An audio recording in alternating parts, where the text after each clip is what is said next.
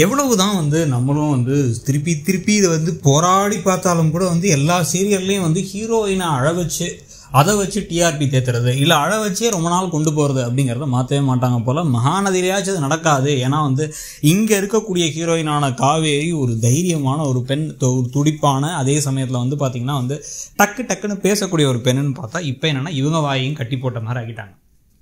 ஒரு 2 வாரமாகவே இதுக்கு எடுத்தாலும் மைண்ட் வாய்ஸில் மட்டுமே பேசிக்கிட்டு இருக்காங்க.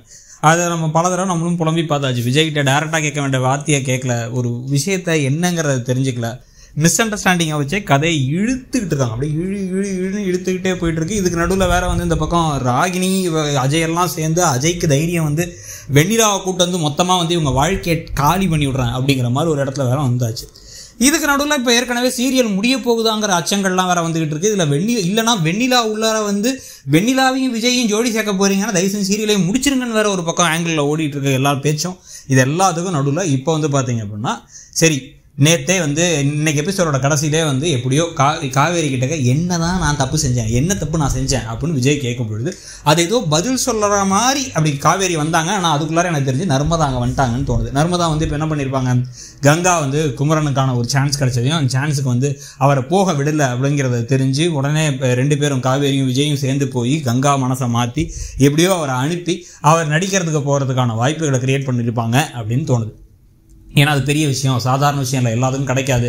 ஒருவேளை அந்த லைனில் அவர் கிளிக் ஆச்சு அப்படின்னா நல்ல பெரிய ஆளாக வரலாம் அப்படிங்கிற மாதிரி அவர் அனுப்பிவிட, அதுக்கு பிறகு தான் பார்த்தீங்கன்னா இப்போ நிவின் விஜய் கிட்ட டேரெக்டாக போய் பேசிடலாம், பேசி நடந்த உண்மைகளை சொல்லிடலாம் அப்படிங்கிற மாதிரி முடிவு பண்ணுறாரு. அதுக்காக முடியெல்லாம் வெட்டி ஜாலியாக கிளம்பி அவர் ஆஃபீஸ்க்கு ஆஃபீஸில் நிவின் வந்திருக்காருன்னா நிவின்கிட்டலாம் என்னால் பேச முடியாது, அவனெலாம் போக சொல்லுங்கள், எனக்கு வேறு மீட்டிங் இருக்குன்னு சொல்லி அனுப்பிவிட்ருங்கன்னு விஜய் சொல்லிடுறாரு. இப்போ பேச முடியாதுன்னு ஏன் சொல்கிறாரு அப்படின்னா இவர் மனசில் இப்போ காவேரி வந்ததுனால இதை காவேரிக்கிட்டே சொல்லலாம், அதையும் சொல்ல மாட்டாரு. வீடு வாங்கி கொடுத்து சொல்லிடலாம், பர்த்டேக்கு அப்புறம் சொல்லிடலாம், அவர் ஏதோ மனசு ஒரு கணக்கு போட்டுக்கிட்டு இருக்காரு. அந்த கணக்கு தப்பாகிறதுக்கான எல்லா வேலையும் நடுவில் நடந்துக்கிட்டு இருக்கு. அதில் தான் இப்போ அடுத்து என்ன ஆகுதுன்னா கரெக்டாக நிவின் கிளம்பும் பொழுது அங்கே காவேரி அதை பார்த்துட்றாங்க. இப்போ வந்தவர் யாரை பார்க்க வந்தார் அப்படின்னா சாரை தான் பார்க்க வந்தார் அப்படின்னா எதுக்கு நிவின் இங்கே உங்களை பார்க்கறதுக்கு வரணும் அப்படின்னு கேட்குறாங்க. இதை வரைக்கும் வாய் வரைக்கும் கேட்டிங்கல்ல, இப்போ அதுக்கு என்ன சொல்கிறாருன்னா எனக்கும் அவனுக்கும் 1000 டீலிங் இருக்கும், அதெல்லாம் எதுக்கு உனக்கு அப்படின்னு சொல்லி கேட்டால், ஓ அப்போது டீலிங் இருக்குன்னு ஒத்துக்கிறீங்க, இந்த கான்ட்ராக்ட் முடிஞ்ச உடனே நான் அவனோட போயிடணும்னு நினைக்கிறீங்க அப்படி தானே அப்படின்னு வாயை விட்டு கேட்காம மனசுக்குள்ளே நினச்சிக்கிறாங்க காவேரி.